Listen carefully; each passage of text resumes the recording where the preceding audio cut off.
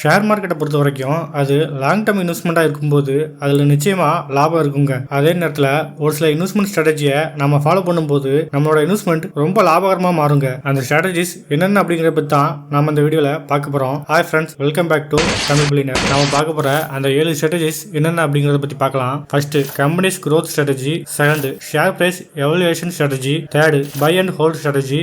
Fourth, cost averaging strategy. Fifth, systematic investment strategy. Sixth, value investing strategy.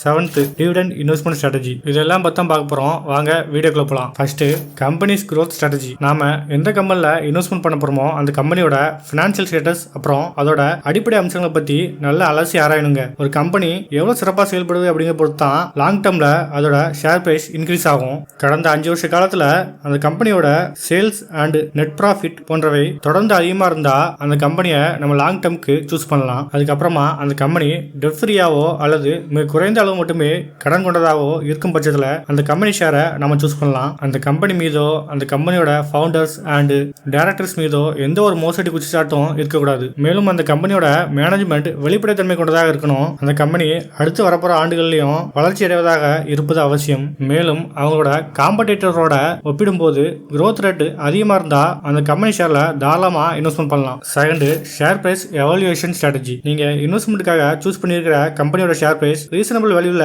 இருக்குதா அப்படின்னு கட்டாயம் பார்க்கணுங்க. அந்த கம்பெனி ஷேரோட விலை ரொம்ப அதிகமாக இருந்தா பிரைஸ் இறங்குற வரைக்கும் கட்டாயம் வெயிட் பண்ணி தான் ஆகணும். அந்த ஷேரோட பிரைஸ் நியாயமான விலைக்கு வரும்போது வாங்குவது தான் நமக்கு ரொம்ப லாபகரமானதா இருக்கும். இந்த மாதிரி விஷயத்துல நாம அக்கௌண்ட் வச்சிருக்கிற ஷேர் புரோக்கரோட உதவியோ அல்லது ஷேர் மார்க்கெட் எக்ஸ்பர்ட்டோட உதவியோ தேவைப்பட்டா அதை பயன்படுத்த நாம தயங்கக்கூடாது. Third, buy and hold strategy. Share market இன்வெஸ்ட்மெண்ட்ல பெரும்பாலானோர் லாபம் பார்க்கறதுக்கு யூஸ் பண்ற ஸ்ட்ராட்டஜி தான் இந்த பை அண்ட் ஹோல்ட் ஸ்ட்ராட்டஜி. இந்த இன்வெஸ்ட்மெண்ட் மெத்தட்ல குறுகிய காலத்துல ஒரு கம்பெனியோட ஷேர் எவ்வளவு ஏற்றத்துக்கு உட்பட்டாலும் அதை பத்தியெல்லாம் கவலைப்படாம நம்ம இன்வெஸ்ட்மெண்ட்டை லாங் டேர்முக்கு ஹோல்ட் பண்ணி வச்சுக்கணும். ஷேர் மார்க்கெட்டோட இயற்கை குணமே ஏற்ற இறக்கத்துக்கு உட்பட்டது அப்படிங்கிறதுனால நாம அதை அதிகமாக கண்டுகொள்ள கூடாது. இப்படி செய்யும் பட்சத்தில் லாங் டேர்ம்ல பணவீக்கத்தை விட அதிகமான லாபத்தை நாம இன்வெஸ்ட்மெண்ட்ல பார்க்க முடியும். உலகின் முன்னணி முதலீட்டாளர்களான Warren Buffett and Jack Bogle போன்றோர் பயன்படுத்திய லாபகரமான ஸ்ட்ராட்டஜி இது. Fourth, cost averaging strategy. Monthly salary வாங்குறவங்களுக்கு லம்சம் அமௌண்ட் இன்வெஸ்ட்மெண்ட் பண்றது அப்படிங்கிறது ரொம்ப கஷ்டமானதா இருக்கும். அவங்க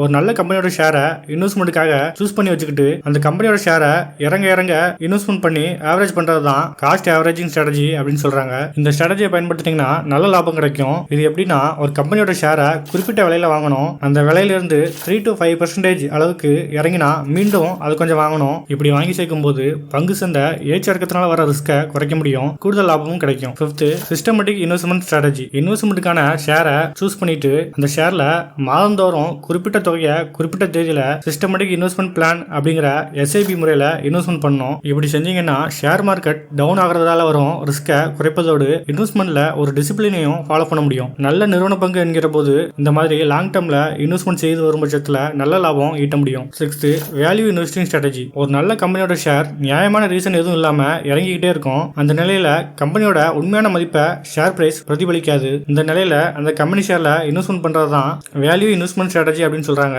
ஒட்டுமொத்த ஷேர் மார்க்கெட் கிராஷ் ஆகும்போது நல்ல கம்பெனிகளோட ஷேர் பிரைஸும் குறையும். அந்த மாதிரி டைம்ல இன்வெஸ்ட்மெண்ட் பண்ணீங்கன்னா லாங் டேர்ம்ல நல்ல லாபம் கிடைக்கும். அதே நேரத்தில் ஒரு கம்பெனியோட ஷேர் பிரைஸ் மோசமான நிர்வாகம் அண்ட் மோசமான புகாரால அதோட விலை வீழ்ச்சி அடைந்தா அந்த கம்பெனி ஷேர்ல இன்வெஸ்ட்மெண்ட் பண்றதை தவிர்க்கணும். இந்த வேல்யூ இன்வெஸ்ட்மெண்ட் ஸ்ட்ராட்டஜியை யூஸ் பண்ணி ஷேர் மார்க்கெட்ல அதிக லாபம் ஈட்டிய முன்னணி முதலீட்டாளர்கள் Warren Buffett, Charlie Munger, Benjamin Graham, David Dodd, Christopher Browne and Seth Klarman போன்றவர்கள் குறிப்பிடத்தக்கவர்கள். Seventh, dividend investment strategy. ஒரு கம்பெனி அதோட நெட் ப்ராஃபிட்டோட ஒரு பகுதியை அந்த கம்பெனில இன்வெஸ்ட்மெண்ட் பண்ணியிருக்கிற இன்வெஸ்டர்ஸ்க்கு பிரிச்சு கொடுக்கும். பொதுவாக ஆண்டுதோறும் நல்ல டிவிடெண்ட் கொடுக்கும் நிறுவனம் நல்ல வளர்ச்சியில் இருக்குன்னு சொல்லலாம். ஷேர் பிரைஸ் ஏறதோட மட்டும் இல்லாம நமக்கு டிவிடெண்ட் வருமானமும் கிடைக்கிறதுனால நமக்கு கூடுதல் லாபம் கிடைக்கும். அதிகமான டிவிடெண்ட் ஈல்ட் கொண்ட கம்பெனி ஷேர்ல இன்வெஸ்ட்மெண்ட் பண்றது தான் டிவிடெண்ட் இன்வெஸ்டிங் ஸ்ட்ராட்டஜி அப்படின்னு சொல்றாங்க.